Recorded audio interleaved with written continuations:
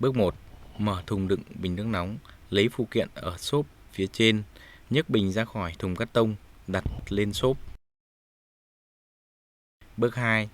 Mở núm bịt cút đường nước vào màu xanh, quấn băng tan vào gen cút và bắt chặt van một chiều, dùng cơ lê xoay chặt theo chiều kim đồng hồ.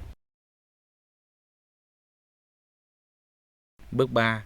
Lấy móc treo của bình, đặt lên tường ở vị trí cần treo, sao cho cạnh dưới của móc treo song song với mặt đất, dùng bút lấy dấu vị trí 3 lỗ. Bước 4.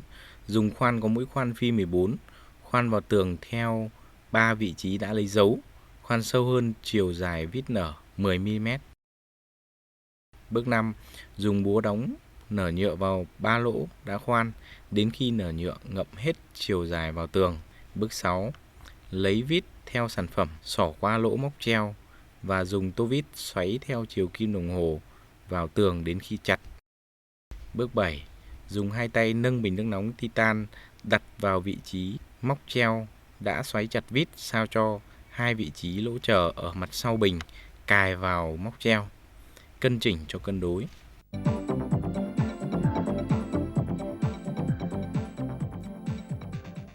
Trường hợp bình nước nóng xảy ra hiện tượng nước không vào hoặc nước chảy ra ít thì chúng ta cần phải kiểm tra. Thứ nhất, cho kiểm tra nguồn nước vào đảm bảo áp lực lớn hơn 0,2 MPa. Thứ hai, chúng ta kiểm tra lại việc lắp van một chiều đã đúng yêu cầu kỹ thuật hay chưa. Có thể trường hợp van một chiều bị tắc thì chúng ta phải tiến hành lắp lại. Trường hợp thứ ba, chúng ta kiểm tra lại đường nước vào, đường nước ra, việc đấu nối đường nước vào, nước ra đảm bảo thông suốt. Thứ tư, chúng ta kiểm tra lại bình đã được xả e trước khi cấp nước hay chưa. Nếu chưa được xả e thì chúng ta phải cấp nước vào đến khi đầu nước nóng ra có nước chảy ra liên tục, đảm bảo hơi trong bình được thông suốt, sau đó chúng ta tiếp tục cấp nước như bình thường.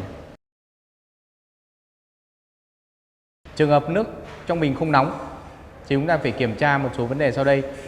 Trước tiên, chúng ta kiểm tra nguồn điện bằng cách sử dụng bút thử điện, đảm bảo là nguồn điện được cấp đều đủ 220V. Thứ hai, chúng ta kiểm tra lại vị trí của dơ le bằng phím volume, đảm bảo ở vị trí mắc quy định. Thứ ba, chúng ta kiểm tra lại bộ chống giật, có thể đang trạng thái đóng thì chúng ta reset lại bộ chống giật. Trong trường hợp bình bị rò điện thì chúng ta cần phải kiểm tra lại cái đấu nối của điện, đảm bảo đấu nối theo sơ đồ mạch điện của nhà sản xuất. Thứ hai là kiểm tra lại siêu hoạt động của cọc đốt, có thể là nguyên nhân dẫn đến bị rò điện. Tất cả hai trường hợp trên chúng ta liên hệ với nhà sản xuất để được tư vấn và hỗ trợ. Trường hợp nước lâu nóng thì chúng ta cần phải kiểm tra lại nguồn cấp đã đủ 220V hay chưa. Có thể có trường hợp nguồn cấp điện yếu. Trường hợp 2 là kiểm tra lại việc đấu nối giữa các đầu cốt, đảm bảo không bị mo ve. Trường hợp bị mo ve chúng ta phải đánh lại và xử lý lại các đầu cốt rác cắm. Trường hợp thứ ba, đối với số loại bình thì có sử dụng hai chế độ đốt thì chúng ta cần phải kiểm tra lại hai chế độ đó đã được bật hay chưa. Trường hợp khi bình đang hoạt động có tiếng kêu thì chúng ta phải kiểm tra. Thứ nhất, tháo và kiểm tra thanh magie. Nếu trường hợp thanh magie hết, không còn sử dụng nữa thì yêu cầu thay thế thanh magie mới và xúc rửa bình sạch, sau đó lắp lại thanh magie. Trong trường hợp lắp lại thanh magie mà vẫn có tiếng kêu thì yêu cầu liên hệ với nhà sản xuất để được tư vấn. Khi mở vòi nước, áp lực nước nóng chảy ra lớn thì chúng ta phải kiểm tra lại đóng ngắt của dơ le. Thứ hai, kiểm tra lại hoạt động của van một chiều. Nếu trong trường hợp van một chiều không đảm bảo yêu cầu thì phải thay thế mới. Trong quá trình sử dụng lâu dài mà nước không nóng thì chúng ta cần phải kiểm tra lại. Thứ nhất, kiểm tra lại sự đóng ngắt của dơ le. Thứ hai, kiểm tra lại cọc đốt có hoạt động nữa hay không. Trường hợp cọc đốt không hoạt động, có thể do nguyên nhân bị vôi bẩn cặn bám vào cọc đốt dẫn đến nước không nóng. Trong trường hợp đèn tín hiệu không sáng mà bình vẫn có nước nóng thì tiến hành kiểm tra tháo mặt nạ, kiểm tra việc đấu nối dây đèn. Trường hợp dây đèn bị đứt thì đấu nối lại. Trường hợp đèn hỏng thì chúng ta tiến hành thay thế đèn mới. Trong trường hợp bộ chống giật nhảy liên tục thì chúng ta tiến hành kiểm tra hệ thống đấu nối điện của các thiết bị như dơ le, cọc đốt. Trường thứ hai là chúng ta kiểm tra lại việc đấu nối giữa dây nguồn với các thiết bị có thể bị mo ve dẫn đến trường hợp bị bộ chống giật bị nhảy liên tục. Trường hợp thứ ba có thể do hộp kỹ thuật bị ẩm ướt dẫn đến các thiết bị hoạt động không ổn định. Trường hợp thứ tư là do sự cố của bộ chống giật dẫn đến bộ chống giật nhảy liên tục. Trong trường hợp bị rò nước từ mặt nạ thì chúng ta tiến hành kiểm tra tháo hộp kỹ thuật, kiểm tra gioăng cọc đốt. Nếu trong cọc đốt hỏng thì phải thay thế. Kiểm tra lại ống chứa đầu thăm nhiệt của dơ le. Có thể ống chứa bị thủng, chúng ta tiến hành thay cọc đốt mới. It's designed to be connected directly to a mains-fed water supply. The Regent water heater is powered by a 13-amp outlet. No special taps are required, and the hot water produced is supplied at equal pressure to the mains water supply to the water heater. The Regent water heater is under sink, so it can be housed in a cupboard. These protect the unit against corrosion. A wall mounting bracket and a pressure relief safety valve. The water heater is with a capacity up to 15 litres to accommodate any expansion in the supply pipework. However, this depends on the proximity of the water heater to the cold water draw-off, and an expansion kit or pressure-reducing valve may be required. These are available separately. After familiarising yourself with the installation book and clearing the site, the first step is to turn off the mains water supply. Next is to tee into the water supply for the connection to the Regent water heater.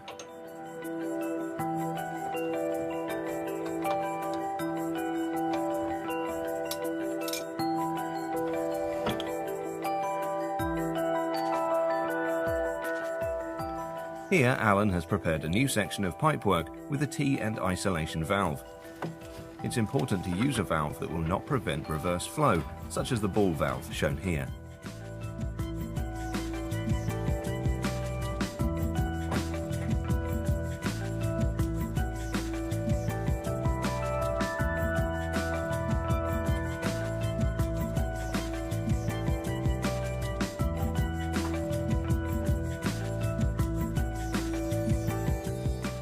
Next, Alan is going to position the water heater in situ and mark the wall for fixing the mounting bracket.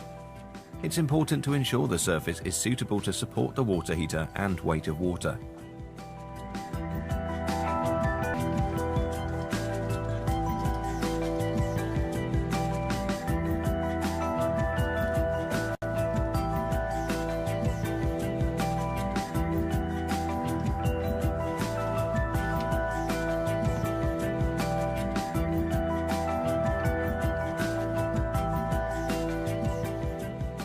Once the wall mounting bracket position is level and marked, make holes in the wall using an appropriate drill bit.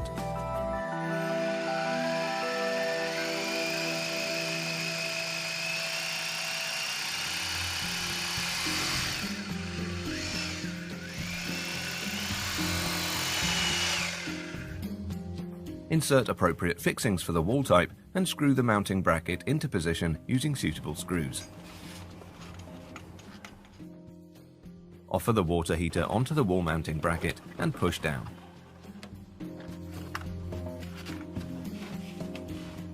Once secure on the bracket, remove the protective caps on the inlet and outlet.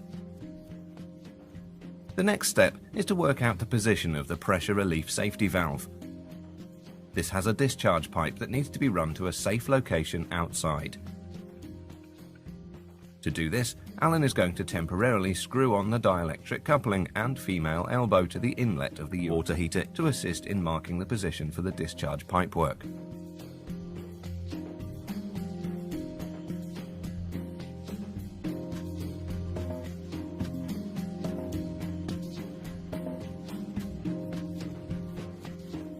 Once the position has been marked, Alan has taken the water heater off the mounting bracket to make the hole through the wall for the discharge pipework. As the 15mm discharge pipe is passing through the wall, it is best practice to sleeve this using a larger diameter tube. Here, a section of overflow pipe has been used. Next is to prepare the Regent water heater for the plumbing connection and fit the dielectric couplings. The male half-inch threads on the water heater need to be generously wound with PTFE tape.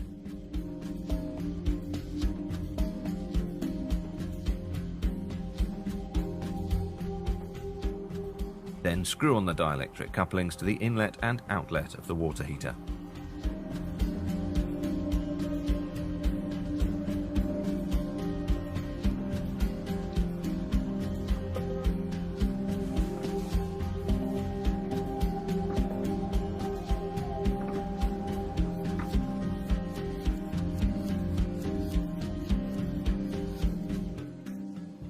The half-inch male threads of the dielectric couplings then need to be wound with PTFE tape, and then a half-inch female connection can be added.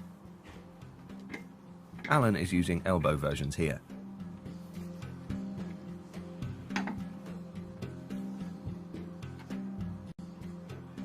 Once the connections are in position, locate the regent back on the wall mounting bracket.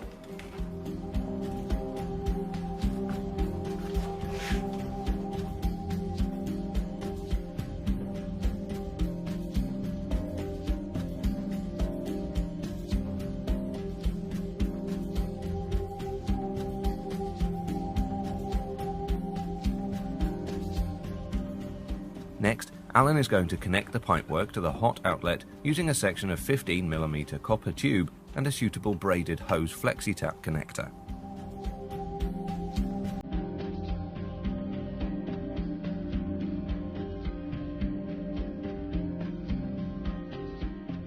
In most cases, the Regent water heater can be installed without any expansion controls, as long as there's nothing to prevent the reverse flow of water and that this expansion water does not enter the feed pipe to a cold draw-off.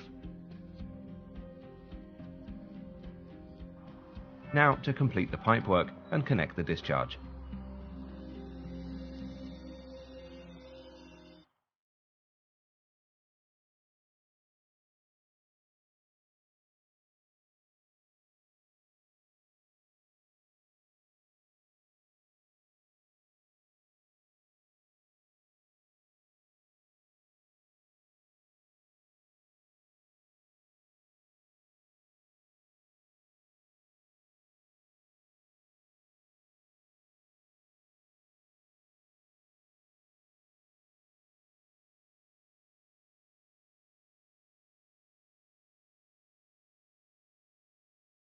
Alan is using end feed solder fittings here, but it's possible to use compression fittings too.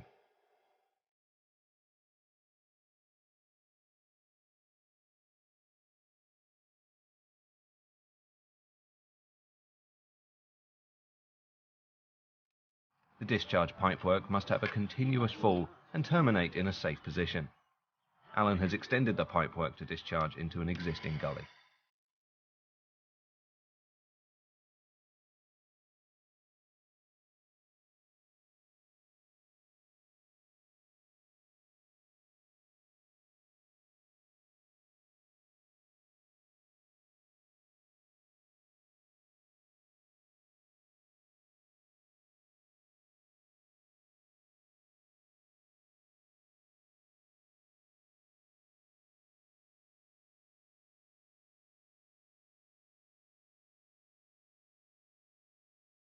Now the pipework is finished, Alan turns on the isolation valve.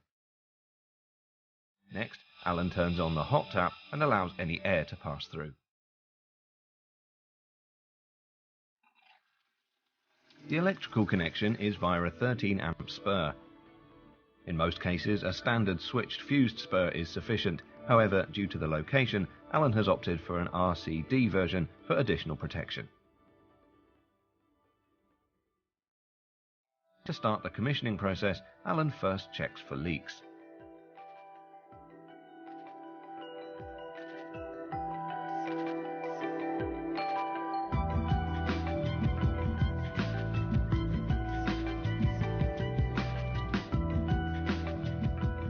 Next on the commissioning list is to check the operation of the pressure relief safety valve and confirm that water is discharged correctly and safely. Switch on the electrical supply. The temperature adjustment knob is set to the E position for maximum economy, and then Alan allows the Regent water heater to heat up the stored water. Once the heating lamp on the fascia panel has extinguished, the hot water has reached the desired temperature.